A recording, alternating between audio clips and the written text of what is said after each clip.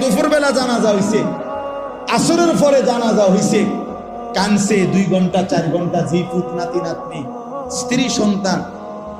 ওই দিনকেই এশার নামাজের পরে দেখা যাবে এরা সবাই পাশের বাড়ির থেকে ভাত তরকারি রান্না আনছে, এরা খানা খাইতেছে। এরা গোশত খায়, মাছ খায়, ডাল খায়, সবই খাইতেছে। এরা না কানছে অনেক, ওই কানছে আর কি। এই জন্য আমি নিজেকে বরবাদ করে, আমার কবর আমার আখিরাতকে নষ্ট করে, আমি আমার স্ত্রী সন্তানকে হারাম খাওয়াইতে হবে, খোদার কসম এটা কোনো মুমিন করতে পারে। দুপুর বেলা জানাজা হইছে, আসরের পরে জানাজা হইছে, কানছে 2 ঘন্টা 4 ঘন্টা, জি পুত নাতি নাতনি স্ত্রী সন্তান।